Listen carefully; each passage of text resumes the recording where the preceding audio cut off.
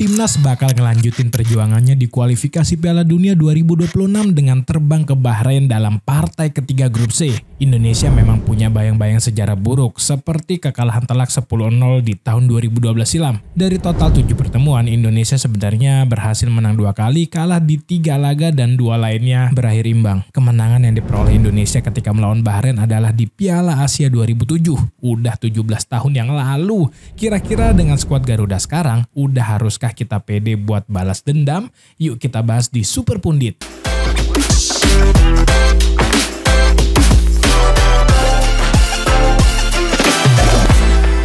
Sebelum mulai, jangan lupa juga buat ikutin semua sosmednya Super Soccer biar nggak ketinggalan update-update lainnya. Pertandingan Timnas Indonesia versus Bahrain bakal bergulir tanggal 10 Oktober nanti. Kalau Indonesia bisa curi poin, jelas ini bisa banget buat jaga asa kita lolos ke Piala Dunia. Buat tim lawan sendiri, Bahrain performanya lagi naik turun nih. Setelah mengejutkan Australia, negara berjuluk Mutiara Teluk Persia ini justru digasak Jepang 5 gol tanpa balas. Dari sini bisa disimpulkan ada beberapa kelemahan yang terlihat jelas. Sisi pertahanan Bahrain kalau kalian ngeh, kelihatan masih kewalahan waktu ketemu Jepang dan Australia. Abdullah Al-Khalasi di kiri dan Vincent Emmanuel di kanan sering kalah duel pas kena counter attack yang menandai lengahnya pertahanan mereka. Nah, hal ini yang kemarin dimanfaatin Jepang. Beda ya sama Australia.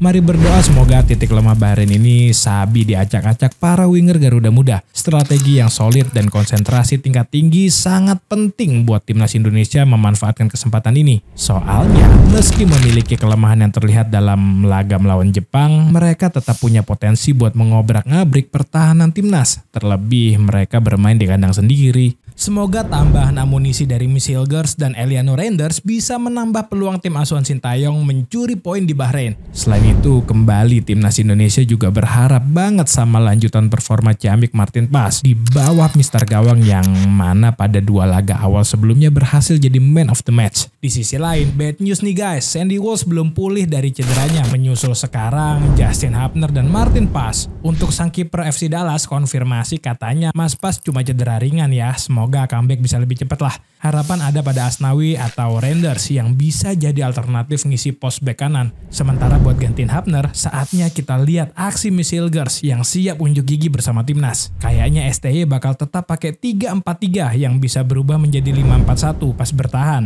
Prediksi untuk line up, kalau 2 pemain anyar kita bisa turun harusnya sih bakalan begini ya. Belum pasti juga sih amunisi baru kita bisa bermain karena pasti akan butuh adaptasi lagi mengingat waktu persiapannya hanya semingguan. Tapi kalau dilihat dari jam terbang sih harusnya bisa langsung nyetel ya. Melihat dari kedalaman skuad Garuda dan pemain dari Bahrain sih pede lah ya. Kita bisa curi poin. Bahkan Justin Hapner juga pede bisa dapetin 6 poin penuh dari Bahrain dan Cina. Ya bisa lah ya menang tipis. Ayo semua bantu. Amin. Kalau menurut lo timnas Indonesia bisa menang gak nih lawan Bahrain? Coba komen prediksi skornya di kolom komentar.